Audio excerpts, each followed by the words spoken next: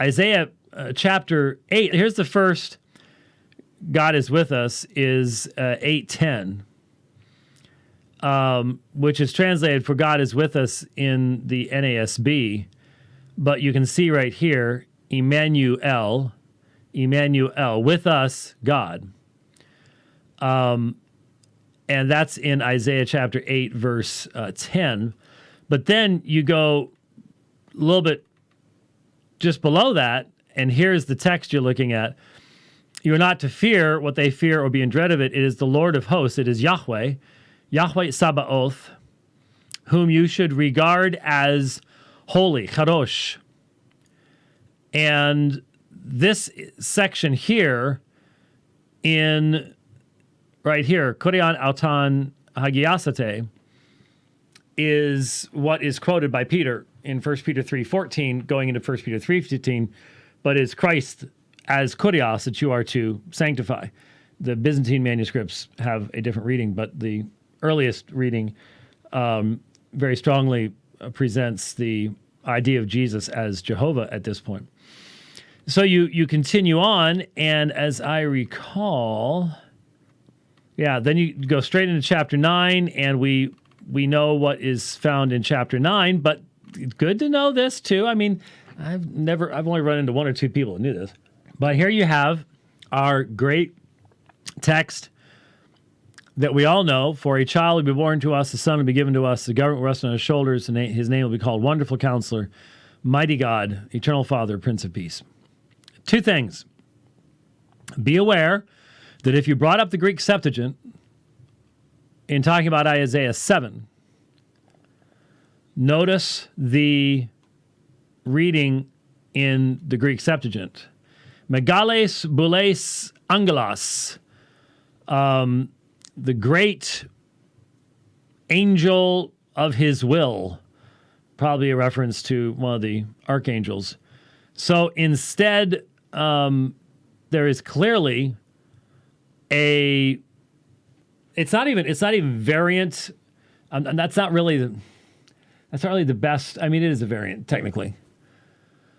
But there is a diverse tradition that is being followed in this particular stream of the Greek Septuagint.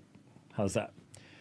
I've always wanted to use the Göttingen Septuagint to delve a little bit more deeply into this, but I just haven't gotten around to it yet.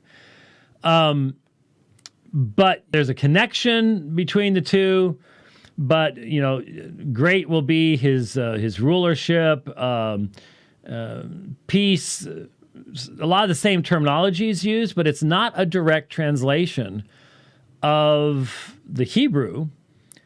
At the beginning of the verse it is, but there seems to be a divergence in the tradition that's being translated by the Greek Septuagint. So you have a paideon aganethe, here at the beginning, a yeled will be euladed to us.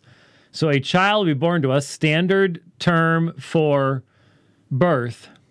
But then a son will be given to us. And there you have Ben Nithan to us. So I've said many times before, I can't prove this beyond a shadow of a doubt. But I really do lean toward seeing here something more than mere Hebrew parallelism. It could be parallelism. And what is parallelism? Parallelism is the fact that is the reality of Hebrew writing where you will restate something in a parallel fashion to enrich its meaning. You'll find this throughout the Psalter. So this could just be parallelism. A child will be born to us, a son will be given to us. But there might be more to it than that. The child who is born, that's the standard term for birth. That's the standard term for a little baby who's just been born. A child will be born to us. But a son will be given to us. Now, is that a full-on enunciation of the Trinitarian doctrine of the relationship of the Father and Son? No. full on revelation of the incarnation. No. But is it possible there's more here than just merely the idea of Hebrew parallelism? It's just poetry. I think it is quite possible that in light of its fulfillment in the New Testament, you do have the giving of the Son here. I think it's at least valid to see it in the light of what comes later. And his titles that are given to him, such as Sar Shalom, Prince of Peace, El Gabor, Mighty God, Aviad. Let me mention this too in passing. Aviad very frequently throws people for a curve. Eternal Father. Jesus isn't the Father, so how can he be called Eternal Father? Well, you'll notice that in Hebrew it is one phrase, Aviad, and it refers to the Father of eternity. Remember that the term Father in the Tanakh is primarily used of God. When it's used of God, it's primarily used of God in the sense of creator, former, maker. So if Avi, Abba, Father, from Aramaic, so Avi, if it is being used in that sense, then this would be the Father of eternity, the maker of eternity.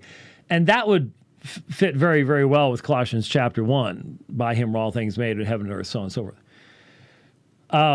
So what you need to remember is the Trinitarian names of Father, Son, and Spirit are New Testament names. You do have, kiss the Son lest he be angry with you, and you have a few little references like that. But since this is a phrase, and it's a descriptive phrase, I think it would be best understood as Father of eternity, that is the one who created time, which would fit with the fulfillment of Jesus in Colossians chapter 1. And then, of course, Sar Shalom, Shalom, peace, the very same term, Irene, that Paul uses in Romans 5:1, established by the death of Christ, by justification by faith in him, Irene. He is the Prince of Peace. He is the one who brings peace in Isaiah 9.